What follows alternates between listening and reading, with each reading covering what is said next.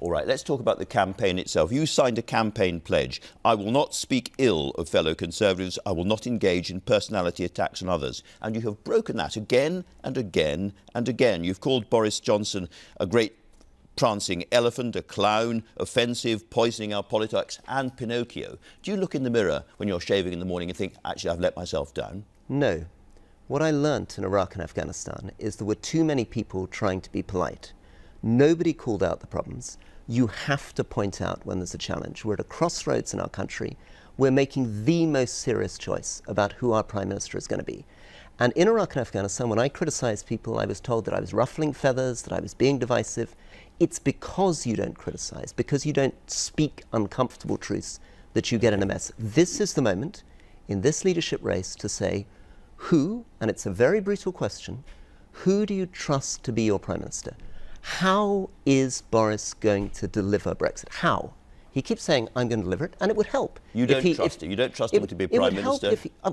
I don't even know what he believes. He won't talk to me. He won't talk to you. He won't talk to the public. We want to know what he believes. We want him to sit at this debate tonight and tell us, because the real problem in politics, and this is what I'm discovering when I'm walking out and when I'm talking to colleagues too, this isn't just the public, colleagues too, is a problem of trust. You've said different things now about whether or not you would serve under Boris Johnson. I would not serve. Under any circumstances? I would not serve. I would not serve under a Boris cabinet. I'm not in this to be in the cabinet. I'm in the cabinet already. If I want to be in the cabinet, I could just stay and keep my mouth shut. I want to change this country, and I want to challenge and say there are two completely different visions facing our country. Boris's vision and my vision. His strategy on Europe and mine. His view of economics and mine.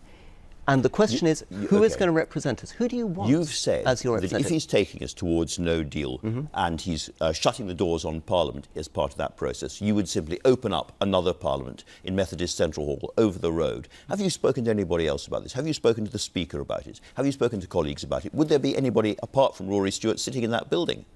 If somebody suspended Parliament, I mean, if they literally tried to block our parliamentary democracy, I am very confident that every single member of Parliament would join me in Methodist Central Hall.